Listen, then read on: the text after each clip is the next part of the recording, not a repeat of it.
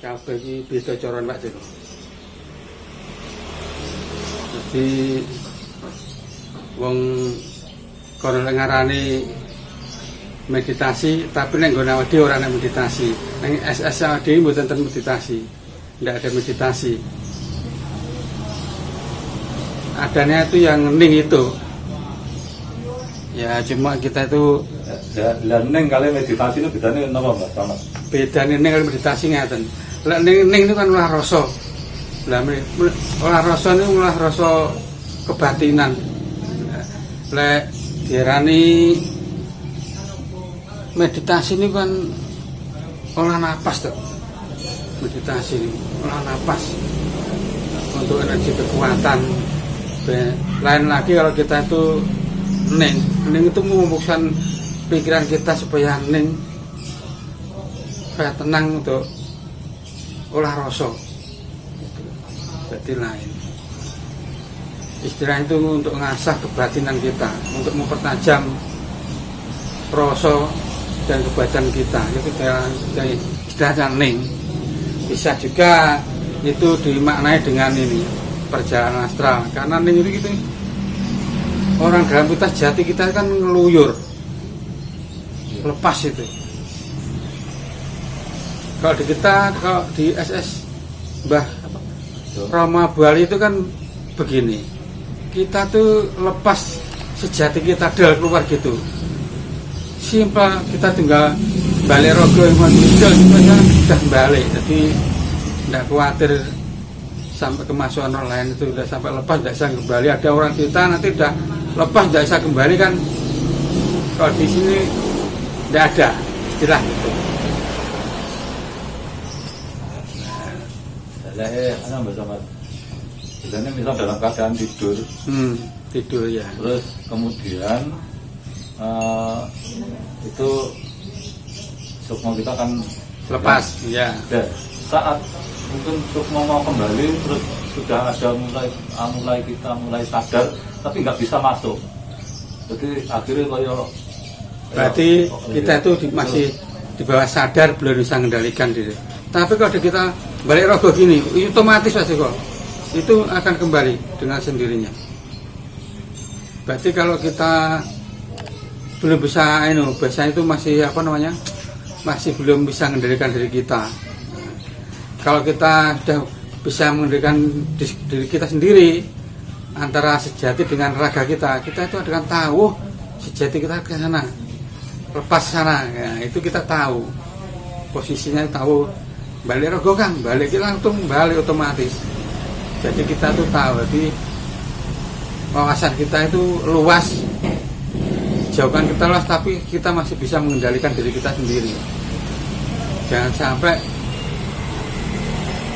kita itu belajar tuh tidak ada bimbing. Kalau masih awal-awalnya itu harus ada bimbing. Nah, lain lagi kalau kita sudah istilahnya sudah bisa mengendalikan diri kita, nah itu tidak apa-apa. Istilahnya orang anak kecil kalau masih baru kan perlu bimbingan, arahan, nah gitu. Tapi semua itu kita tinggal praktek itu kita tinggal mengasah gimana supaya lebih tajam itu apa. Di sini istilah prakteknya itu kita mempertajam itu kan dengan istilah ning itu olah rasa, olah kebatinan untuk mempertajam itu. Terus kalau di kita untuk istilah untuk mengasah mengkal gamane itu napa mau? Ada dua cara dengan tirakat. Satu ya puasa terus melek. Itu terus ada lagi dengan ini kita olah rasa. Itu olah rasa termasuk mempertajam. Itu termasuk olah rasa bagian daripada melek itu. Kadang kalau kita malam itu olah rasa dengan saat melek itu malam kan biasa tuh nunggu sepinya suasana itu kan supaya lebih hening suasana itu. Sirap wengi paling itu. Sirapnya kayon itu loh. Biasa kan begitu lah. Itu. Terus ada lagi untuk mengecas ilmu kita itu biasa kita itu ziarah ke tempat-tempat yang itu untuk ngecas ilmu kita supaya ngisi. biasanya itu kalau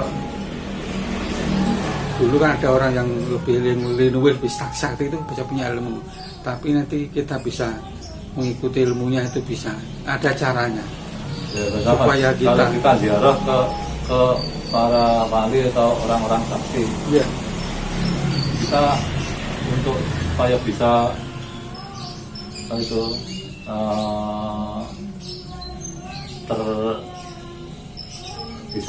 bisa menerima apa yang kita maksud ilmu yang ya. dia miliki, itu kita apa meminta atau tidak boleh minta?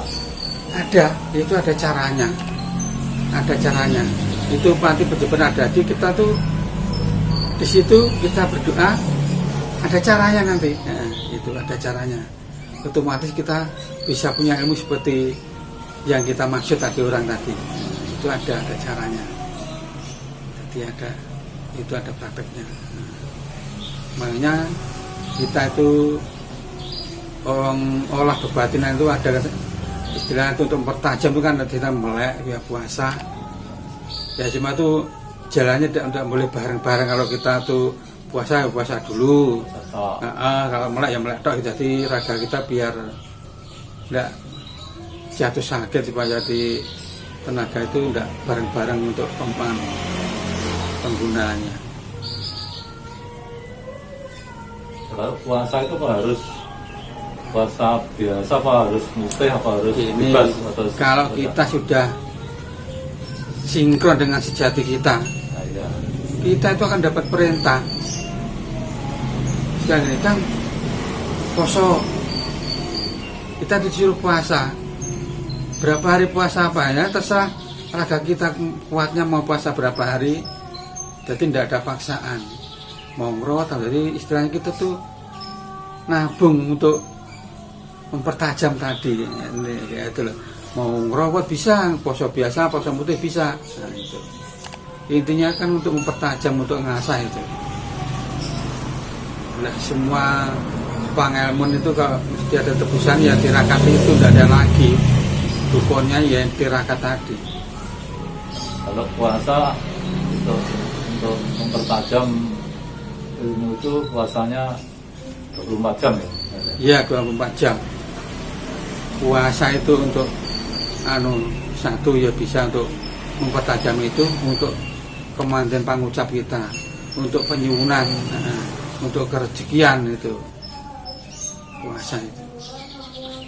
Kalau melek itu kan untuk ketajaman mata batin kita, untuk kesaktian, untuk kawaskitan juga itu melek. Jadi dua-duanya itu punya nilai sendiri untuk kebaikan itu. Ya, melek sendiri itu batasannya sampai Ya, jam berapa?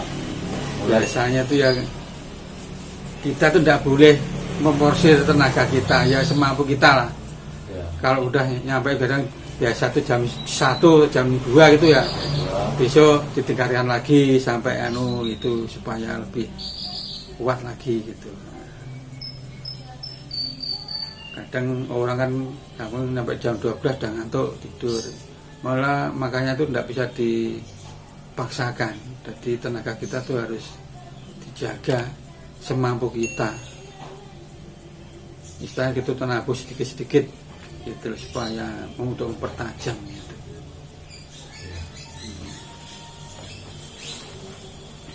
Makanya sejati kita itu yang pribadi sejati itu yang sakti itu mau beda. Itu makanya kalau kita itu awal-awalnya belum bisa ketemu itu, nanti setelah dibuka kan kita tahu ini itu sejati kita.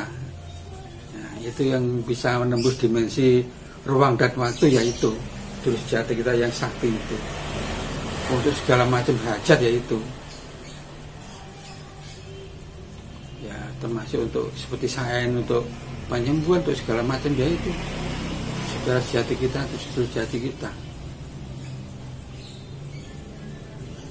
Kalau ada yang ada pendapat begini Pak Samad, untuk sedulur sejati itu gunanya untuk mendekatkan diri kepada Tuhan yang Maha Kuasa. Betul, bisa. Terus kemudian untuk urusan duniawi kita harus lewat antara dari dulur papa.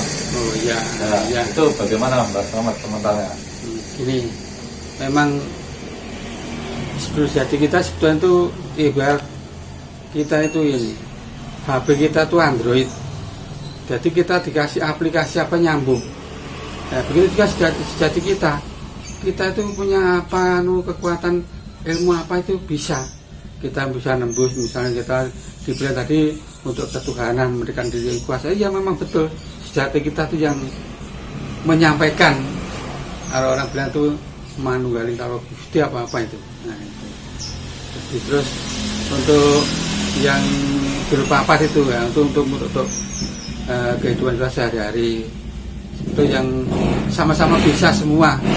Maunya kita itu orang berdagang atau apa itu untuk menarik orang bisa, untuk memanggil orang bisa. Jati kita umpama kita itu petung dengan orang itu gimana caranya. Sejatinya orang itu raganya itu mau. Nah, itu makanya itu bisa digunakan.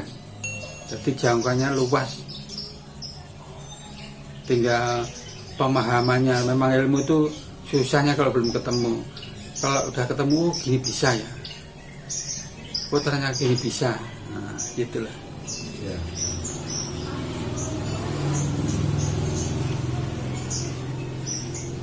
Kita itu belajar itu harus ada bimbing itu yang mumpuni. Jangan kita itu ikut-ikutan terus belajar yang bimbing undak genah itu tak susahnya kalau wong jeronya terlepas ya, tidak bisa kembali itu susah. Karena kita awal belajar kan belum bisa kita memahami, kita belum bisa mengendalikan diri kita. Nah, kalau sudah kita tuh bisa mengendalikan baru, maka pembimbing itu harus yang mumpuni, yang ngerti, harus bisa mengawasi jarak jauh juga bisa. Wah, posisi jadinya ini lepas kemana ini? Kita harus mengawasi tahu ini, harus balik lagi. Nah, itu harus bisa. Seperti tadi sampai bilang lepas lebih dari satu bulan tidak bisa kembali, ya itu pas ya parah betul. Nah, ini kalau tidak bisa kembali kan bisa kemasukan roh lain laga kita, bisa stres kita. Nah, iya, jadi makanya itu sebetulnya di SS itu simple, gampang. Kalau kita itu tahu caranya, yang bimbing itu pas, itu bisa. Hanya kita itu kalau belajar tuh apapun belajar itu harus ada yang bimbing, termasuk ilmu kebatin itu ada yang bimbing. Jadi jangan sampai kita tersesat, nanti ada yang ngamalkan ini stres gini, wah sakar karuan. Nah, itulah kita itu pentingnya pembimbing itu yang mumpuni itu begitu. Kita tuh tidak banyak teori tapi praktek. Kalau kita mau dikasih teori tok, buka kuncinya nggak tahu caranya, susah. Yang penting itu kita praktek. Maka di SS-nya Romo Abu Ali Pandani ini kita tuh praktek, bukan teori. Kita itu belajar praktek. Makanya di sini tidak ada istilah teori beginilah, tidak ada, tapi praktek. Langsung kita praktekkan. Jadi kita buka, dikasih kunci, langsung kita praktekkan. Dibimbing sama pembimbingnya. Ya paling ya 3 kali sampai 5 kali bukaan paling udah dol. Kalau sudah dol brol itu sejati kita keluar, kita udah tahu sejati kita sendiri, sejati kita, nah, kita tuh paham. Ya itu kita namanya udah tahu sejati kita. Itu kita bisa jangkanya loh, kita tinggal mengasah. Kita bisa praktek langsung. Umpamanya kita untuk nolong orang, untuk nolong diri kita sendiri, untuk keluarga kita, itu bisa diaplikasikan. Masalah lain itu kita tinggal pengasahan tadi. Pengasahannya kita kalau dapat perintah dari sejati kita suruh apa, kita ada perintah, ada dawuh dari sejati kita, gini Kang, kamu puasa. Nah, itu lewat dawuh itu lewat waktu kita meditasi apa kita dalam waktu biasa kita tuning, kadang kalau kita sudah paham udah sampai ini kita biasa duduk begini aja, kita ada sinyal gitu, biar gitu kita tanya ada apa. Biasa kita itu ada yang jati kita itu ada bilang, batin kita tuh ada bicara, kita suruh apa gitu.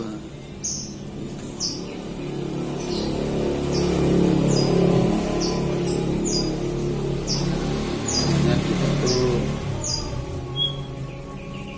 belajar itu ya dibilang susah namanya juga kita belum tahu bagaimana yang kita tempuh, yang baik itu yang mana. Nah, itu